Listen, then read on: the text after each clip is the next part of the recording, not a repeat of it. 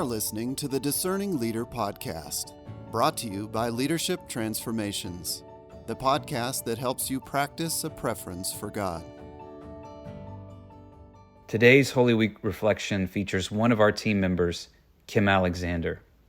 May this reading from the Gospel and an excerpt from Outstretched Arms of Grace anchor you in the story and events of the final week of Jesus' life, his death, his burial, and resurrection.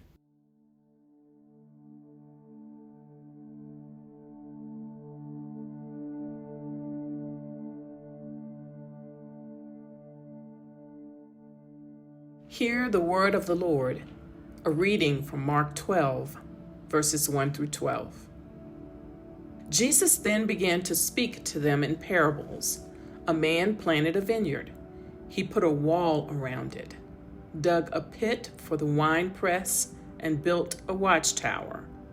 Then he rented the vineyard to some farmers and moved to another place. At harvest time, he sent a servant to the tenants to collect from them some of the fruit of the vineyard. But they seized him, beat him, and sent him away empty-handed. Then he sent another servant to them. They struck this man on the head and treated him shamefully. He sent still another, and that one they killed. He sent many others. Some of them they beat, others they killed. He had one left to send, a son whom he loved. He sent him last of all, saying, "They will respect my son." But the tenants said to one another, "This is the heir. Come, let's kill him, and the inheritance will be ours." So they took him and killed him, and threw him out of the vineyard. What then will the owner of the vineyard do? He will come and kill those tenants and give the vineyard to others. Haven't you read this passage of Scripture? The stone the builders rejected has become the cornerstone. The Lord has done this, and it is marvelous in our eyes.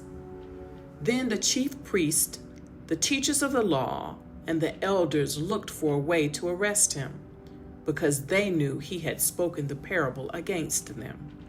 But they were afraid of the crowd, so they left him and went away. And now a reading from Outstretched Arms of Grace.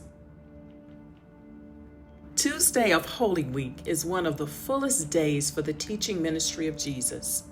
It's one of the quieter days for religious ceremony in our day. But for Jesus, it was chock full of significant work. Therefore, if you have the time to reflect on all 5 chapters of the Gospel of Matthew, you'll see this for yourself. Starting in the early morning, we see him traveling and hungry, and noticing a fig tree by the side of the road. But there were no figs, just leaves.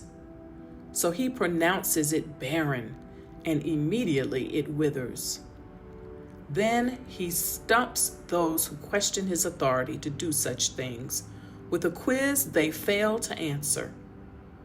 So neither does he tell them by what authority he is doing these things.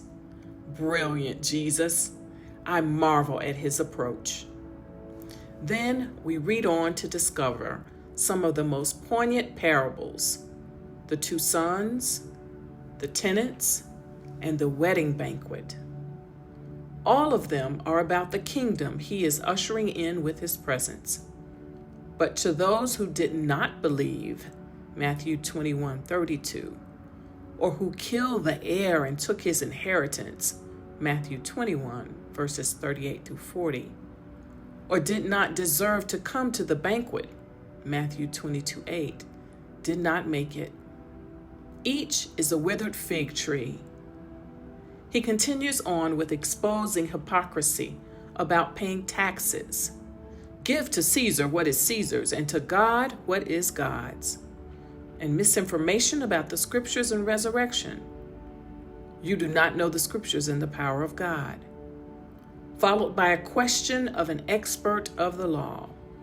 Which is the greatest commandment? Jesus replies with precision, love the Lord your God with all your heart, soul, and mind. And with the second like it, love your neighbor as yourself.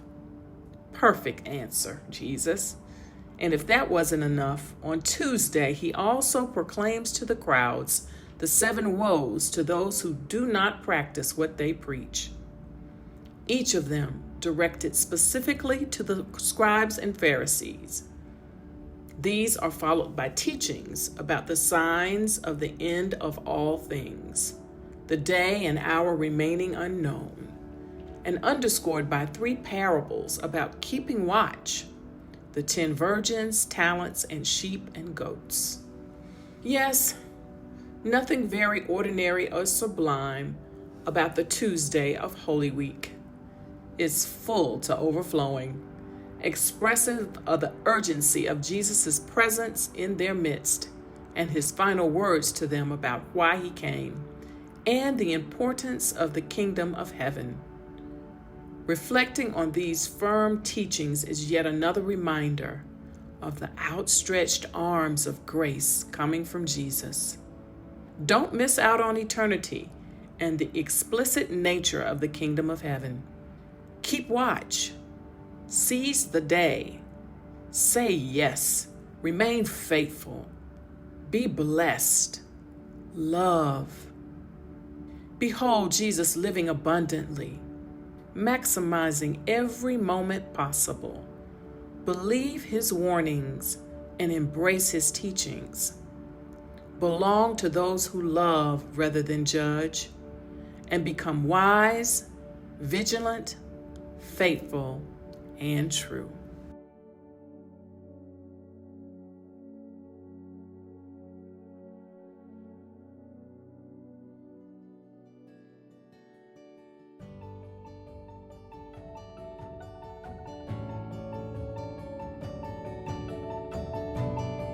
Thank you for listening to the Discerning Leader Podcast. To learn more about how we can help you become a discerning leader through programs, events, and resources, visit leadershiptransformations.org. Be sure to consult the program notes for today's episode. Remember, a listening leader is a discerning leader. Thanks for joining us. We'll see you next time on the Discerning Leader Podcast.